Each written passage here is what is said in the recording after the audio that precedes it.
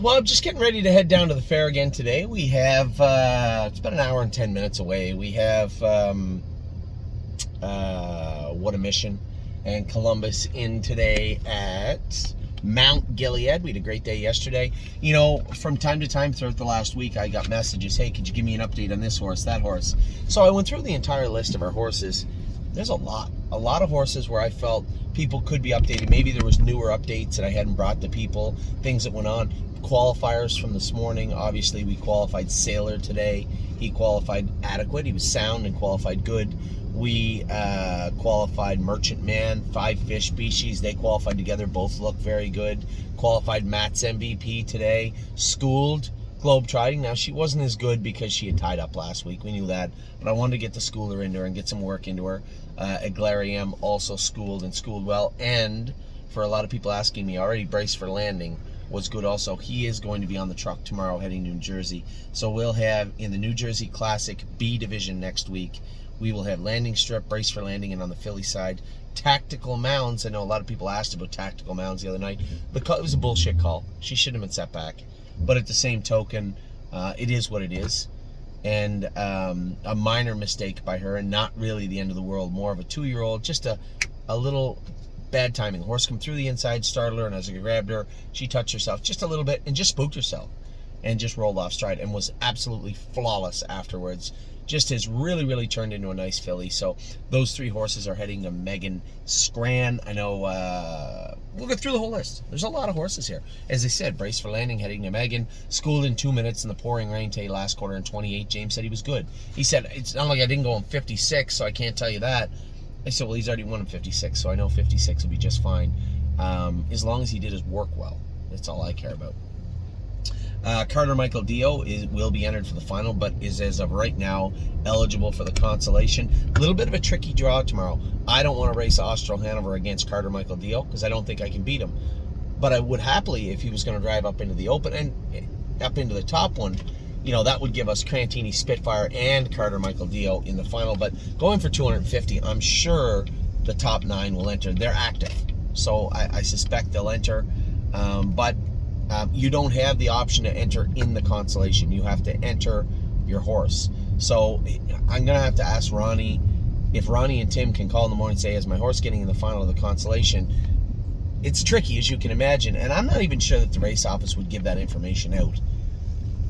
I don't know. So worst case, for sure, Austral Hanover will be in the Stallion Series final.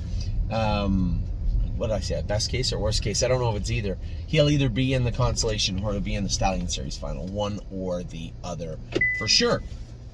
So Carter Michael Dio, you have to enter for the final, but he'll end up in the consolation, which is a good spot for him.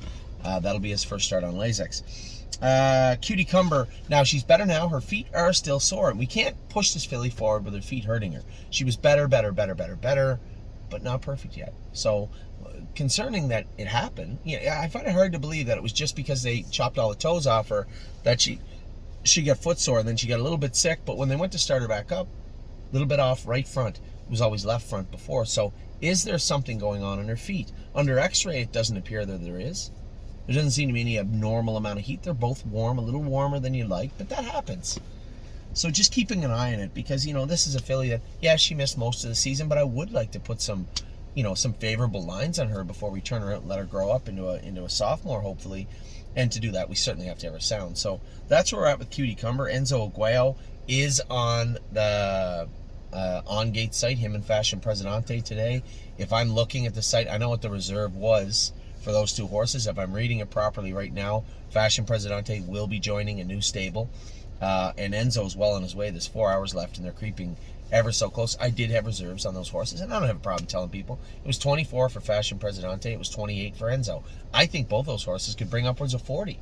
But fair is fair. As I just talked about, Fashion Presidente also on the on-gate platform today. 5 fish species, a good qualifier. She beat Merchant Man in the pouring rain, in the mud. 2, 2, and 4, a good mile for that filly. So great job by Mario and by Dominic to have those horses ready to go. Those horses will probably race 4, 5, 6 times, and we'll put them away. Full Heart, as you guys know by now, has a line in her right hind cannon bone. Prognosis is excellent. It will heal up perfectly. Just need to give her some time. Hopefully she can use that time to deflate the air from her skull and actually grow some of her brain power. That would be helpful. This is a filly that herself squandered the 2022 season just because she was so mentally immature. So hopefully she can take that time in her stall to reflect upon what she did wrong for the entire season and hopefully get it right for 2023. High Enterprise, much the same. I don't want to be down on Enterprises, but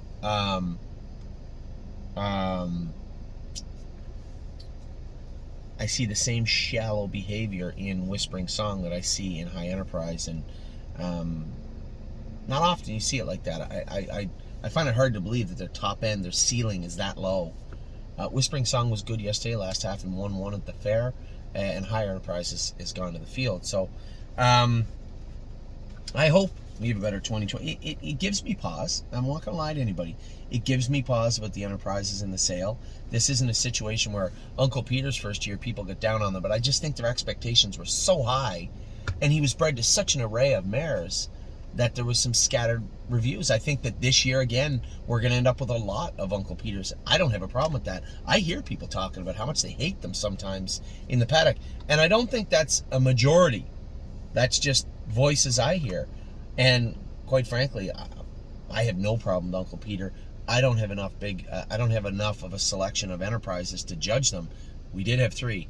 They all acted the same way when they got to a certain speed. So that is a little concerning to me, but I'm not going to jump to conclusion just yet. It will give me pause as we head into the sale season, but I'm going to try my hardest to look at every horse objectively, but I'm not going to lie. There is that voice in the back of my head. Horn Player turned her out. A little bit of blood, a little bit of mucus the other day. When I looked at her schedule, it was all Grand Circuit stuff left. Do I really want to put this filly through that? A filly that I know is fast. She's tried at 56-4, followed. Took a mark of 58 as a 2-year-old. Was in at least one major stake race. Yeah, she didn't pan out the way she wanted, but I think you guys learn enough now, and that's what I love about our group, is these videos at least allow us to discuss what takes place and looking at the difference between a horse that's very good, a horse that's kind of good, a horse that's okay, and a horse that's really disappointing. There's not a big deal, right? There's not a big wide berth there. You look at a horse like Austral Hanover, who's been over and above better than we thought he was. I mean, overachieving from day one. And then you look at a horse like High Enterprise. Man, that horse really seemed to underachieve. And then you look at a horse like Crantini, who's got well over 100 made. You got to look at a horse like Swinging Senorita. The difference between all those horses is not tremendous. So timing, health, soundness, getting a good drive, getting a favorable post, these are the differences between, horses that we hold in high regard and horses that are like, I didn't really have a good year. High Enterprise or Horn Player, give her the 4-hole. Let her drop in the 4-hole. Follow speed. I think she's a player in that race. You get away 8th, 9th, 10th and try and advance, she's just not as good. And that's not Trevor's fault. That's the draw. So, Horn Player, going to put her away for 2022 and hope for 2023 to be a good year for us with her. Landing Strip, again, it looked like that horse was going to flounder throughout the year. He has really come on. This is a horse that trotted his last 2 quarters, 27-2, 28-1. Last half, 55-2, had to be 56th and piece 57 in his last start and looked very good. This is a horse heading to New Jersey, brimming with confidence and looking good. So that's good. Landing Pad. I jumped over a couple of horses here. What is wrong with me? Lady All-Star is going to train again this week. I keep telling everybody 2-3 weeks, because she gets to a point where you train her in 2-4, and if she's blowing and she just doesn't look like she cooled out quick enough, comfortable enough, then I'm not going to be in a position to say, let's go qualifier. Dominic had said the same thing to me. He goes, I don't think she's there yet. You're right. It's 100% right. She's not there yet. She's close. She's knocking on the door. She's right there. She's just not there yet. For the people that say, oh, just turn her out, we still have the fall series. I would like to get some confidence, some conditioning and race settings into these horses, some race experience into these horses. It is important. So Lady All-Star is close. She's there, but she's not quite there yet. Landing Pad, ended up with a buck shin, the bugger.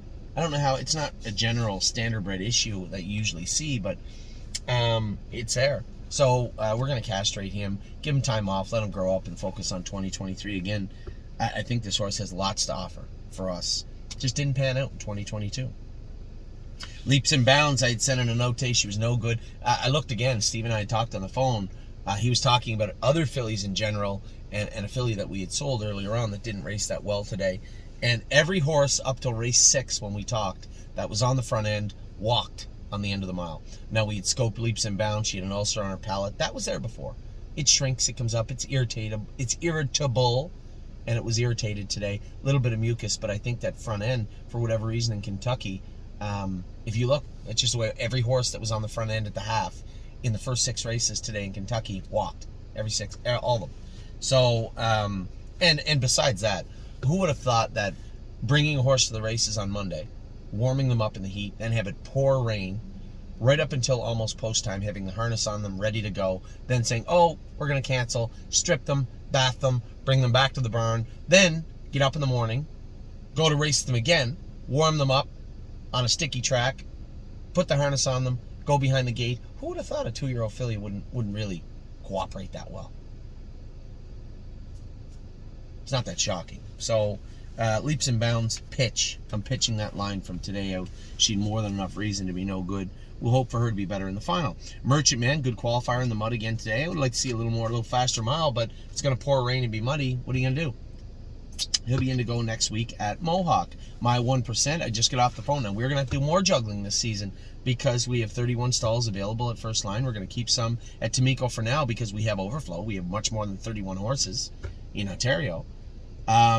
Somewhere between Lexington and Harrisburg, we'll have upwards of 50 available, which should be more accommodating. But sipping on my shine and my 1% should really be back in jogging now. So I was so happy to get a message from Rod. Rod must watch my videos too, and said, hey, if you need me to start jogging these horses, we do have a half-mile track here at the Turnout Farm, and I'm more than happy. He said, I train my horses out of here. I'd be more than happy to jog them. So that will actually help. There's 3 horses out at Rod's that can start back jogging right now. So that helps. That's helpful. Nothing But a Dreamer. Pay close attention. I'm about to tell you because I didn't know it until a few days ago. I knew this part. All the grassroots are numbered 1 through 5, and the golds 1 through 5 or 4, one or the other. And you can't race. They number them for obvious reasons. You can't race in grassroots number 4 and gold number 4. Well, Nothing But a Dreamer raced in grassroots number 4.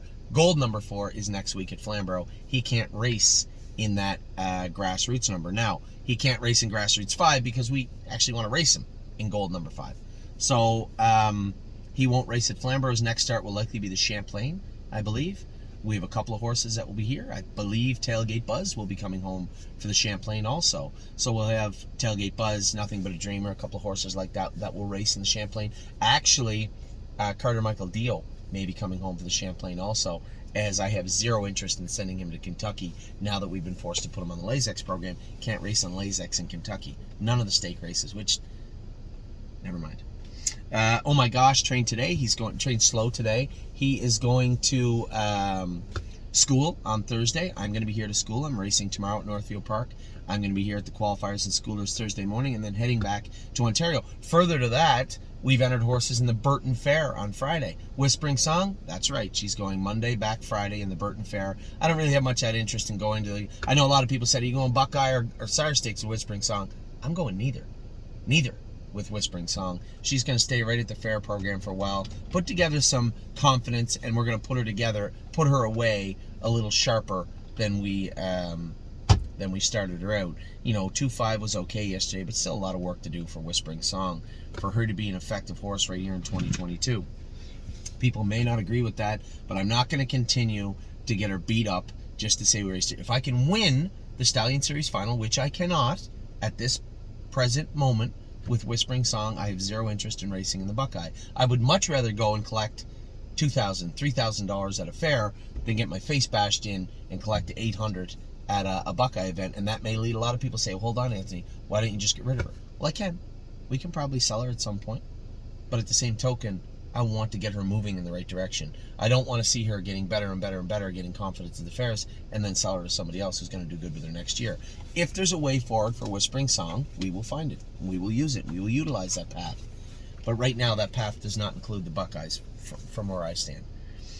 Rosita's Dream, another horse racing Friday. Now the final goes for 140. If he happens to find his way into the final, you can be sure he's going to find his way onto On Gate the second the race is over. Simply because we're trying to put together some capital for to buy a couple other horses, a couple of one anyway, Illinois bred, if not two. We have a very select group of clients that want to be involved in Illinois. I like Illinois. I had a lot of fun at the Springfield Fair. And that market will open up.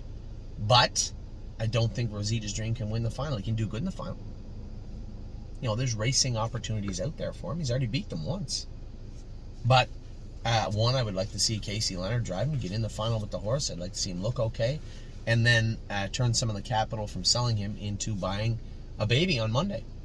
I think that makes the most sense to me. Silent Assassin, very disappointing year. I just frustrated with the entire process of 2022 for this filly. I'm sure my partners agree on this. This is a filly that showed way too many breaks, didn't really have a consistent schedule throughout the season, and because of that, I don't think she learned enough. When I come first, one, I shouldn't have moved her first over the other day. Two, she shouldn't have pulled up in the last turn. That was her being ignorant, but not putting forth a full effort, and I think that is part and parcel to the way that we were able to race her in 2022. So turn her out. She's only getting 4 or 5 weeks. She's going to come back and race in the maiden race and Elmer's at 2 and the condition claimers if we feel throughout the winter. But Silent Assassin's going to have to do a lot more to stay in the stable. And quite frankly, the only reason she's still here right this second as I talk is because she's virtually worthless on the open market. And that's not good for us. But at the same time, I think she can grow up and be a decent, useful horse. That will be up to her. But we're going to try and give her the tools. I'm going to give her 4 or 5 weeks off, bring her back, jog her back light, try and get her ready for Christmas time, New Year. We'll see how that works out. Sister Solange has gone out, I think, very, very highly of this filly. You know, I really thought that Lasix would help her in the last lag, and she just didn't put out that good. She didn't race that well. Was it the Lasix? Was it, you know, she had a little bit of mucus, but most of the horses do this time of year and throughout the summer. Could have been a lot of things, but I saw enough from this filly to know that she does have talent, she does have speed, and she isn't a bad horse. She likes to use her speed. So let's give her all the tools to be that nice horse, and I plan on doing that. She's out in the field now. She's going to get a good 8 to 10 weeks off. Smoking Hot Irish Girl, great yesterday. Really happy to see her in the fair and do well yesterday. She's going to come back out and race in the Stallion or the Buckeye Series on Wednesday here at Northfield Park. Both her and Coupe de Ville. You know, a lot of people might say, well, you know, I think Whispering Song's equatable to those two. You're right, she is.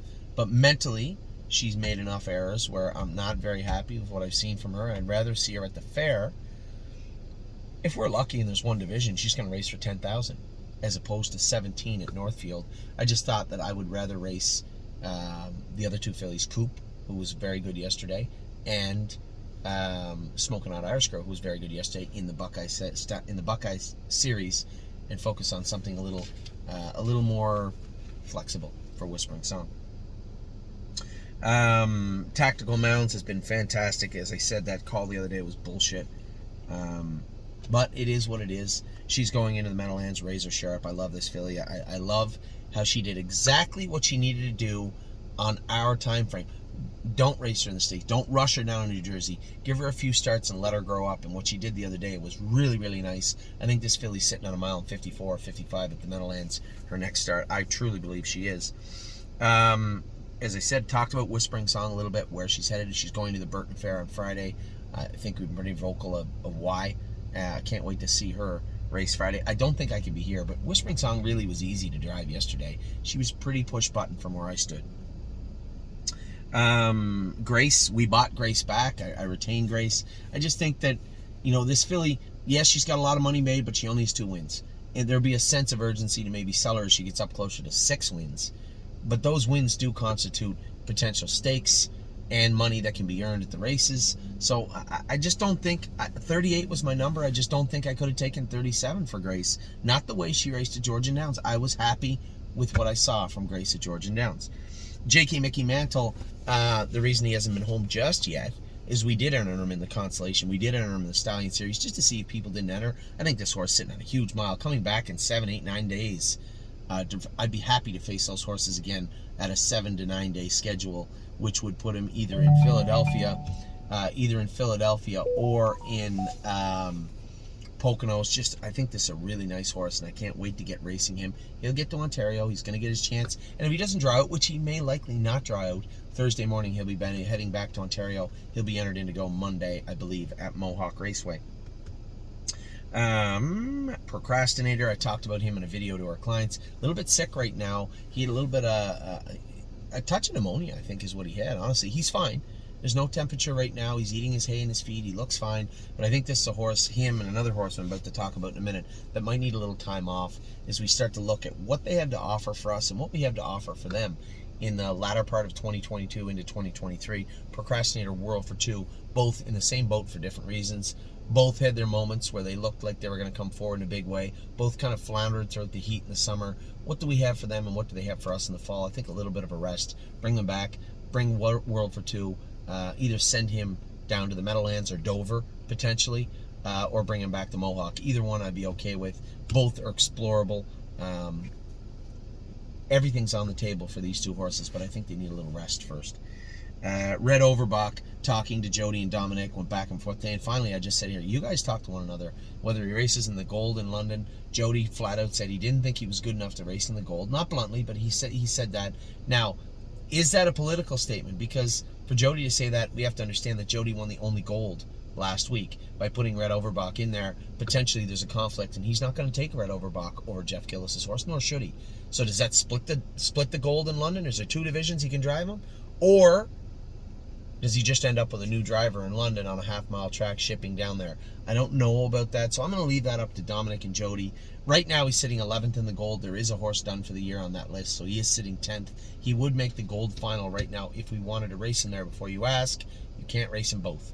So he's either going to race in the Super Final or he'll race in the Grassroots Final.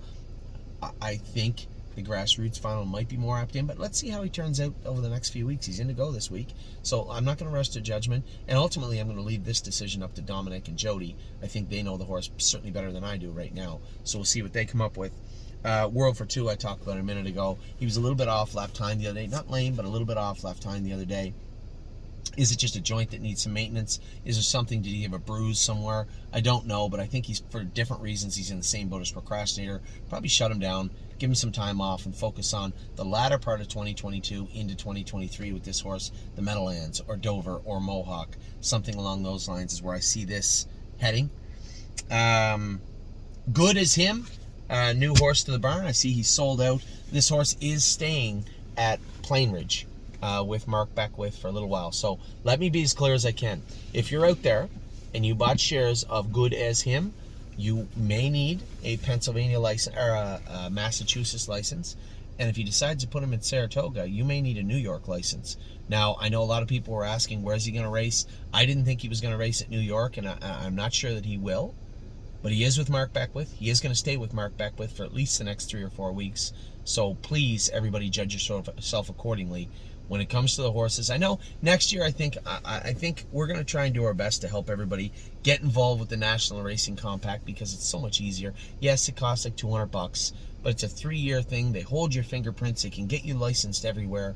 It's just something we should be doing as a group, because there's no reason that anybody out there watching this video should be segregated away from Good as him and horses like him because they may end up racing in New York. That's not fair to you. And that's an industry problem. They just don't seem to understand it. And, you know, for New York State, I don't think New York State really understands the investment they've lost, and they'll continue to lose from us and from other people just because of their licensing practices. And that's the reality of the situation. And then Locatelli made that break yesterday, drew the 10-hole and the Maple Leaf Trot. Isn't that fitting? We've raced in 2 major stake races in Ontario so far this year. Got the 10-hole in both of them. I don't have to tell you that Locatelli was going to be a long shot if he drew the rail or the 4-hole. So it only leads me to believe he's going to be an astronomical long shot from post 10. A little frustrating, but at the same token, it is what it is. So we'll continue on our merry way with Locatelli. I'm sure as he gets through the season, he'll come on and be a much stronger horse and a much better horse for us. I know he will, because he is a nice horse. So that's an update on almost every horse. If I missed somebody, I find it hard to believe that I missed anybody. But if I missed somebody, please let me know, and I'd be happy to update you personally on any horse you're wondering about. I'm going to leave it about 10 minutes. 10 minutes for the Mount Gilead Fair. and be down there for our boy, What a Mission, and our other boy, Columbus. So any questions? I've been an hour and a half drive ahead of me. Feel free to drop me a line or send me a note. I will talk to you all very, very soon. Take care.